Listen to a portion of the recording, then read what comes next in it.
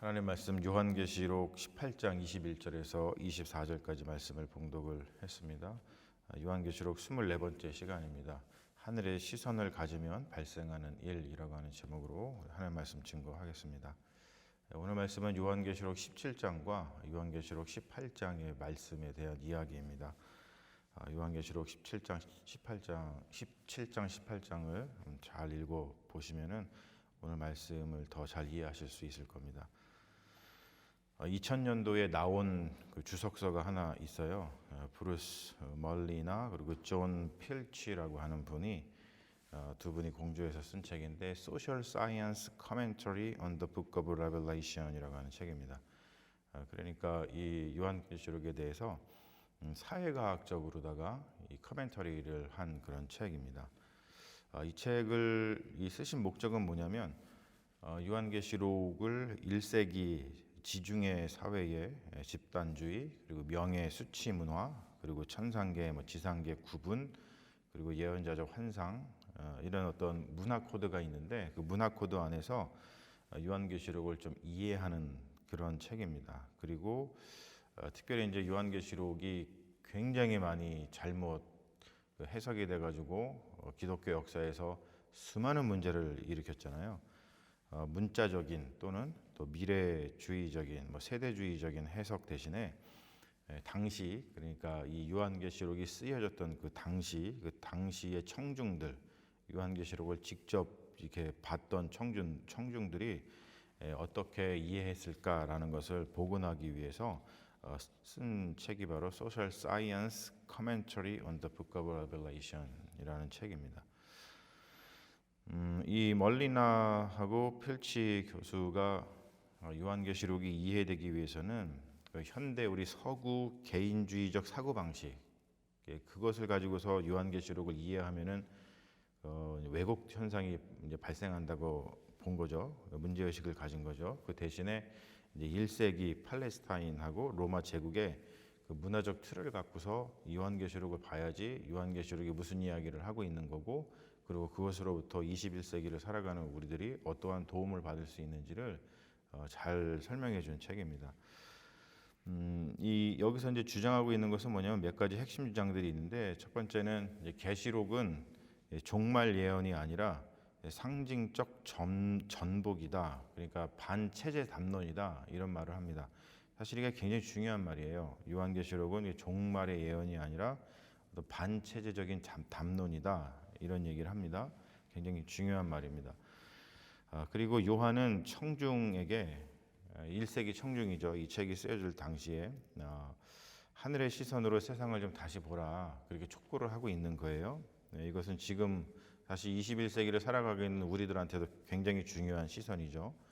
그리고 세 번째는 교회는 수치를 당하고 있지만 하늘에서는 명예로운 존재다. 그것을 주장합니다.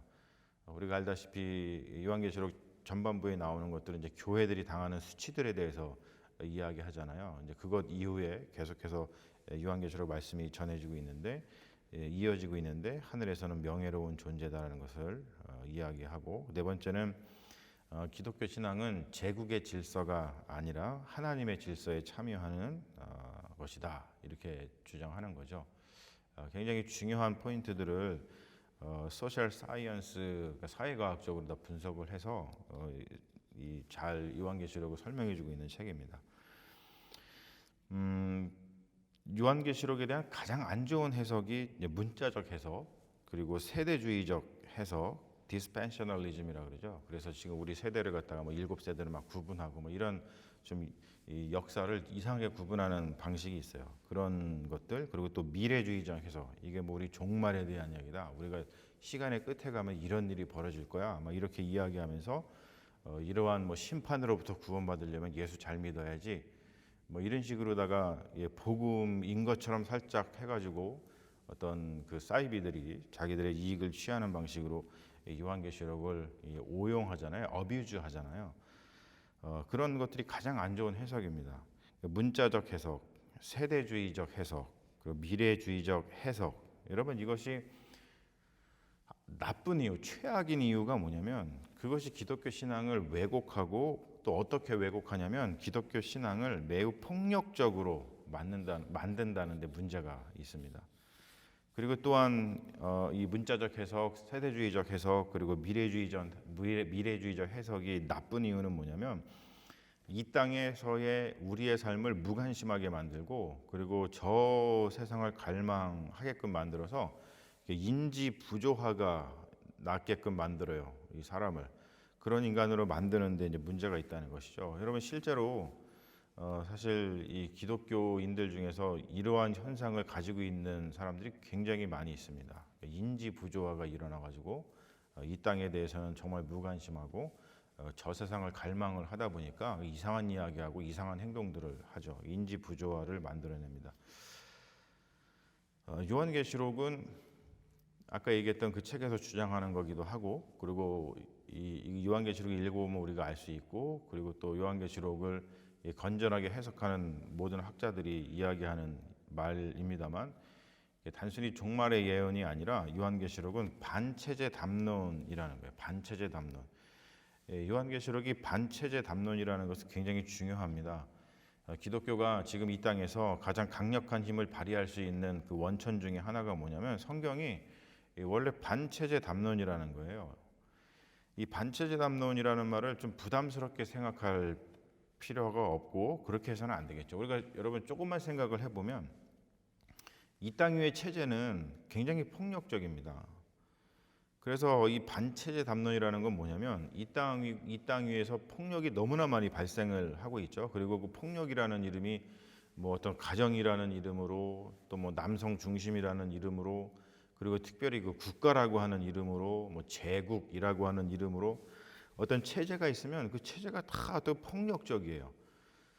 그 폭력에 반대를 하고 평화로운 하나님 나라를 갈망하는 것, 그게 반체제 담론입니다. 그러니까 우리가 반체제 그러면은 우리가 하도 옛날부터 무슨 뭐 영모다, 뭐 또 전쟁 속에서 또는 어떠한 이 체제에서 하도 이 세뇌를 당하고 그래가지고 어떤 반체제 그러면은 막 불경한 것으로 막 여기는 이상한 그 습관들이 있는데 그렇지 않다는 거죠. 반체제 담론은 이 땅의 폭력을 반대하고 평화로운 하나님의 나라를 갈망하는 겁니다. 성경이 그러한 이야기를 담고 있어요.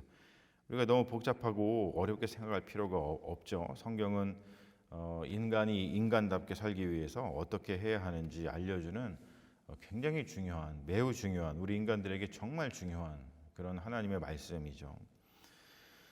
자, 요한계시록 17장하고 18장을 저희들이 오늘 보고 있는 건데 그게 거기에 담겨 있는 그 말씀을 우리가 좀 들어가서 보면은 요한계시록은 로마 제국 체제에 대한 반체제 담론인 것을 우리가 계속해서 보아왔죠. 특별히 이제 오늘 말씀을 보면은 요한이 하늘의 시선을 가지고 로마 제국 체제를 보니까 로마 제국 체제가 폭력적인 체제였다는 거예요. 자, 이게 전반부 요한계시록 전반부의 말씀이죠. 그래서 체제가 어떻게 폭력적인가를 이 묵시문학 언어로다가 아주 잘 설명을 했습니다. 그 하늘의 시선을 가지고 그게 어떤 건지 눈에 보이지 않지만 그 뒤에 있는 그 폭력적인 모습들을 다 이렇게 레벨레이션 했죠. 이렇게 다 보여줬어요, 저희들한테. 그러니까 하늘의 시선을 가지면 이 감추어진 이 땅의 추악한 질서를 보게 됩니다. 요한이 본인이 하늘의 시선을 가져서 보게 된 로마 제국의 폭력적인 체제를 바로 묵시 문학의 언어로 낱낱이 고발하고 있는 것이 요한계시록이에요. 자, 그런데 요한계시록을 보면은 우리가 계속 보아오고 있지만 요한은 몇 가지 메타포를 이용해서 로마 제국을 고발하고 있어요. 그 중에 첫 번째 중요한 메타포가 뭐냐면 바벨론이라고 하는 메타포예요. 그러니까 요한계시록에 등장하는 바벨론은 로마 제국을 가리키는 은유입니다. 자, 그리고 두 번째 주목해야 될 메타포는 뭐냐면 짐승이라고 하는 말이에요. 계속해서 짐승 이야기가 많이 나오잖아요. 요한이 로마 제국을 일컬어서 짐승이라고 표현을 하는데 짐승이라고 표현하는 이유가 뭐냐면 로마의 정치적인 군사적인 힘, 로마의 정치적인 군사적인 폭력 이것을 상징하는 은유로다가 계속해서 짐승이다 그렇게 지금 표현을 하고 있습니다. 자, 세 번째 주목해야 할 메타포가 뭐가 있냐면 음녀입니다. 음녀. 자, 오늘 우리가 보는 이 로마서 17장과 18장은 바로 이 음녀에 대해서 진술을 하고 있어요. 그런데 이 17장, 18장의 말씀을 보면은 이 음녀가 짐승을 타고 있어요.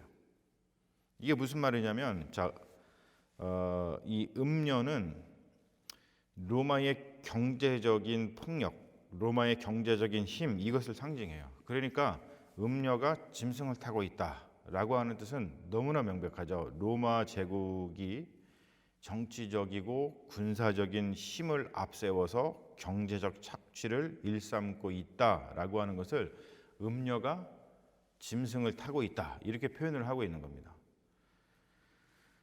자, 그걸 어떻게 표현하고 있냐면 구체적으로 좀 들어가 보면 17장 2절에 보면은 일곱 대접을 가진 일곱 천사 중 하나가 이렇게 말을 하고 있죠. 땅의 임금들도 그와 음녀와 더불어 음행하였고 땅에 사는 자들도 그 음행의 포도주에 취하였다, 이렇게 표현합니다. 여기서 이제 음녀라는 것은 로마 제국을 가리킨다 그랬죠. 그러니까 음행이라고 하는 것은 단순히 그 성적인 행동을 말하는 게 아니에요. 이게 좀 메타포라 그랬죠. 음행은 정치적 동맹과 그리고 불공정 무역. 정치적 동맹은 아까 얘기했듯이 정치적이고 군사적인 힘이고, 불공정 무역은 경제적인 그 폭력입니다. 그런 관계에서 발생하는 악한 일 또는 폭력적인 일들을 음행이다, 이렇게 표현을 하고 있습니다. 우리가 일반적으로 음행이라고 하는 것은 성을 살 수 있는 그 권력을 가진 사람의 그 선악기에 예속된 자가 이게 돈을 위해서 자신의 몸을 파는 행위를 갖다가 매춘, 음행, 이렇게 표현을 하잖아요. 그래서 그 메타포를 이용해서 어떻게 좀 이야기하고 있는 거냐면, 땅의 임금들, 그러니까 작은 나라들이겠죠. 이 로마 제국의 속주라고 표현할 수 있죠.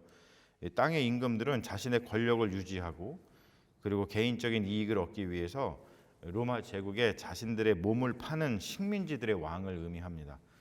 그래서 로마 제국의 조공을 바치기 위해서 땅의 임금들, 작은 나라의 식민지 지도자들은 또 백성들에게 고열을 짜내고 있었다는 거예요. 그것이 보였다는 것이죠. 하늘의 시선으로 보니까.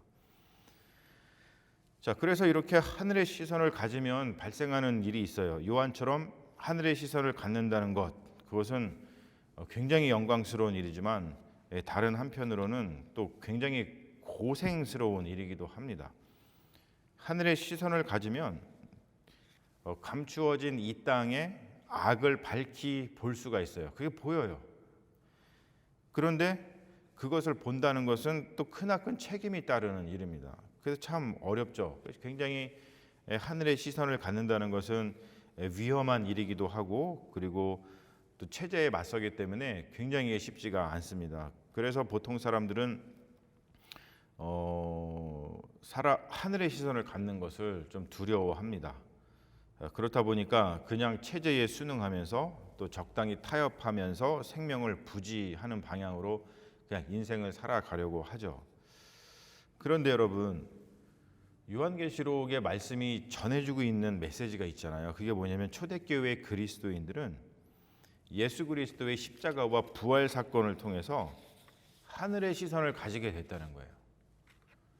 자, 그러다 보니까 요한계시록의 증언에 따르면 하늘의 시선을 가지게 된 그리스도인들이 로마의 불의한 체제를 보게 됐어요. 그러니까 당연히 거기에 저항하겠죠. 그러니까 당연히 그 체제에 의해서 목숨을 잃었다는 거예요. 그러니까 요한계시록은 어떤 내용으로 가득 차 있냐면은 보면은 계속해서 뭐 묵시문학의 언어로다가 표현이 되어 있으니까 이제 상징이 많으니까 읽으면서 이게 무슨 말일까, 이렇게 사람들이 처음에 읽으면은 무슨 말인지 잘 몰라가지고 의아해하지만 다른 이야기가 있는 게 아니에요. 요한계시록은 온통 그렇게 하늘의 시선이 열려서 그 불의한 체제에 저항하다가 목숨을 잃은 그리스도인들에 대한 애도 그리고 위로, 이거로 가득 차 있는 말씀이 요한계시록의 말씀입니다.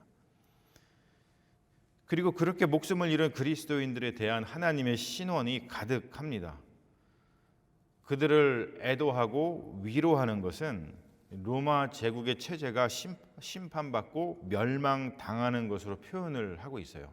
지금 오늘 말씀도 그 얘기잖아요. 제일 마지막에 우리가 봤습니다만 계속 뭐라 그래? 멸망당해가지고 큰 성 바벨론이 이와 같이 비참하게 던져져 결코 다시 보이지 아니하리로다. 그러면서 뭐 검은 고 타는 자, 풍류하는 자, 퉁소 부는 자, 나팔 부는 자, 뭐 이런 게 안 들릴 것이다.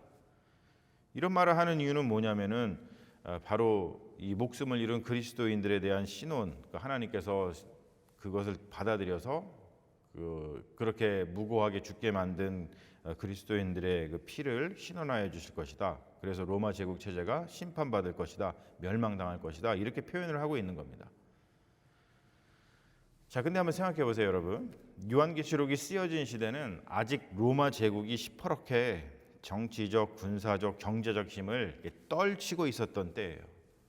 자, 그러한 시대에 로마 제국의 체제가 멸망당할 것이다 이렇게 말하는 것은 굉장히 무모하고 그리고 위험하고 어떻게 보면 좀 우스운 일이죠. 야, 지금 로마가 이렇게 서슬퍼렇게 살아있어 이렇게 다들 잘 살아 있는데 로마 제국이 이렇게 멸망당할 거라고 이런 이야기를 누가 들었다고 생각해 보세요. 이게 굉장히 우스운 얘기 같잖아요. 자, 그런데 시간이 지나서 지금 21세기에 요한계시록의 성경을 보는 우리들에게 요한계시록은 굉장히 현실적으로 다가오죠. 왜냐하면은 요한의 묵시대로 로마 제국 체제가 멸망당했기 때문입니다. 자, 그러면은 우리 21세기를 사는 우리들에게 요한계시록이 어떠한 교훈을 주고 이것으로부터 어떠한 하나님의 말씀 메시지를 우리가 받아야 되냐 보면은 요한계시록의 메시지는 굉장히 분명해요. 제가 몇 번 말씀드렸죠. 이 묵시문학이라고 하는 것은 현실 사회에서 이건가 저건가 사람들이 헷갈려합니다. 이게 악인가 이게 선인가 이거 어떤 게 어떻게 해야 되지? 그것을 현실 사람들은 굉장히 헷갈려하지만 이 묵시문학은 뭐냐면 분명하게 보여주는 거예요. 이것은 악이야. 이것은 선이야. 이런 식으로다가 뭐가 선이고 뭐가 악인지 그리고 우리가 어떻게 살아가야 되는지 그 길을 분명하게 제시해 주는 것이 묵시문학이라고 얘기를 했죠. 그러니까 요한계시록의 메시지가 너무나도 분명한데 하나님은 정치적 군사적 폭력을 싫어하신다는 거예요. 그리고 하나님은 정치적 군사적 힘을 앞세워서 경제적 폭력을 저지르는 세력을 싫어하신다는 거예요. 자, 이 메시지를 우리가 요한계시록에서 받으면 지금 21세기에서 누가 어느 나라가 지금 이러한 폭력을 저지르고 있는지 정말로 어렵지 않게 알 수가 있습니다. 그러다 보니까 비판을 안 할 수가 없죠. 뭐 이렇게 실명이라든지 실제 나라를 막 거론하는 것이 좀 그냥 좀 조심스럽긴 합니다만 아무튼 여러분들도 이 말씀을 우리가 말씀을 받고 나면은 이게 하늘의 시선으로다가 영안이 열려가지고 이게 누가 지금 그러한 폭력을 저지르고 있는지 어떤 나라가 그런 폭력을 저지르고 있는지 그러니까 어렵지 않게 알 수가 있습니다. 우리가 하나님을 믿고 하나님 나라를 갈망하면서 참된 구원을 받은 사람들, 즉 우리가 그리스도인이라고 생각을 한다면 이 분명한 하나님의 말씀을 마음에 품고 어떻게 행동하고 살아야 되는지 어렵지 않게 알 수 있어요. 그런데 여러분 어때요? 이 어렵지 않은 말씀이 어려워요. 이게 참 어렵지 않은 말씀인데 참 어렵죠. 요즘 우리 시대에서 가장 악한 일은 모든 책임을 이 개인에게만 돌린다는 겁니다. 마치 체제는 아무런 잘못이 없다는 듯 모두 개인의 부족한 탓, 개인의 무능한 탓, 모든 잘못을 개인에게 전가시킨다는 것이 요즘 우리가 사는 시대의 가장 악한 일입니다. 이것을 낱낱이 파헤친 철학자가 있잖아요. 한병철 교수라고. 제가 그 책을 참 좋아하고 여러분들도 꼭 좀 많이 읽어보셨으면 하는 책인데 한병철 교수가 신학을 깊이 있게 공부하고 철학을 깊이 있게 공부해서 이분이 그 하늘의 시선으로 세상을 바라본 거죠. 그랬더니 지금 우리가 사는 시대를 보니까 이 체제가 너무나 교묘하게 자신들의 그 악마성, 자신들의 폭력성을 감추고 마치 개인이 능력이 부족해서 무능해서 뭔가 이게 개인이 부족해서 그런 일이 벌어지고 있는 것처럼 모든 것을 개인들에게 전가시키고 있는 그 체제를 파헤친 거죠. 자, 이런 거를 보면은 기독교 신앙이 좋고 위대한 이유, 제가 누누이 말씀드렸지만 제가 이런 것들 때문에 기독교 신앙을 너무나 사랑하고 제가 목사로서 부르심을 받은 것에 대해서 하나님께 감사하고 자부심을 갖고 있고, 그리고 계속해서 기독교 신앙을 붙들고서 이 세상을 살아가려고 하는 가장 중요한 이유 중에 하나이고, 그렇다고 말씀을 드렸어요.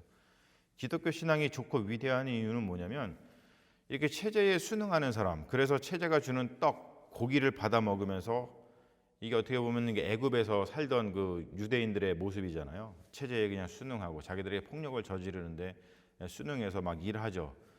그리고 그 애굽이 주는 떡과 고기를 그냥 받아 먹으면서 그냥 거기서 잘 먹고 잘 삽니다. 그런 사람들을 만드는 것 또는 짐승의 부역자를 만드는 것이 아니라, 기독교 신앙은 인간에게 폭력적인 체제 자체를 바꾸려는 엄청난 에너지를 줍니다. 저는 이게 정말 기독교 신앙의 가장 매력적인 이유 중에 하나라고 생각을 해요. 그러니까 기독교 신앙은 고통을 이겨내는 데만 그치지 않아요. 우리들한테 막 고통이 다가오는데 그것을 내가 믿음으로 이겨내야지, 내가 그것을 은혜로 잘 이겨내야지, 내가 그것을 이겨낼 수 있는 힘을 하나님께서 주시니까 오늘도 다시 힘내서 살아가야지, 여기에서만 그치는 것이 아니라 고통의 원인을 원점 타격해가지고 그 고통 자체를 없애고 평화를 이루려고 노력한다는 것이죠. 여러분, 이것이 굉장한 겁니다.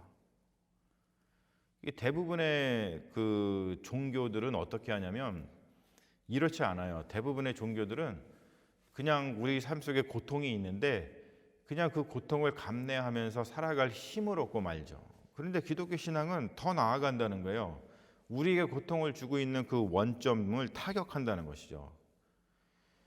우리에게 특히나 요한계시록은 우리에게 고통을 주는 그 체제의 원점을 타격해가지고 그것을 하나님께서 심판하실 것이다 라고 하는 그 명백한 메시지를 던지면서 고통 자체를 없애고 평화를 이루려고 노력하는 굉장한 메시지를 줍니다. 그래서 우리가 이제 19장, 20장, 21장, 22장에서 보겠지만 하나님께서 그 모든 것을 없애고 우리에게 눈물을 닦아주시는 그 새 하늘과 새 땅, 새 예루살렘, 하나님의 나라, 이 이야기를 하고 있는 것을 우리가 이제 보게 될 것입니다. 자, 이러한 기독교 신앙을 온전히 마음에 받아든 사람은 세상이 감당할 수가 없어요. 단순히 그냥 위로받고 그 체제가 주는 고통을 그냥 견디면서 살아가는 사람에서 그치는 것이 아니라 그 체제를 전복시키려고 하기 때문에 그래요. 그래서 죽여도 죽지 않아요. 그게 부활의 능력이죠. 그래서 기독교 신앙은 이 세상을 살아있게 만드는 참된 정신이에요. 그러니까 기독교 신앙이 얼마나 중요한 이 세상의 정신인 것을 알 수 있죠. 이 정신이 없어지면은 우리 인간은 다 그냥 체제의 노예가 되고 만다는 거죠. 근데 기독교 신앙이 있음으로 인해서 우리는 단순히 이 땅을 살아가면서 체제의 노예가 되는 것이 아니라 이 땅을 살아있게 만드는 참된 정신을 가진 사람으로 살아갈 수 있게끔 만들어준다는 거예요. 그래서 기독교 신앙이 위대합니다. 이러한 기독교 신앙을 가지고 산다는 것은 굉장히 영광스러운 일이고 행복한 일이죠. 사랑하는 여러분, 하늘의 시선을 가지고 이 땅을 아름답게 바꾸어 나가는데 조금이나 기여하는 그런 복된 인생을 사시는 그리스도인이 되시면 좋겠어요. 우리 함께 우리 신앙 공동체 교회를 잘 섬기면서 이러한 일들을 해나가는 믿음의 자녀들이 다 되시기를 주님의 이름으로 축원합니다. 아멘. 우리 잠시 기도하겠습니다.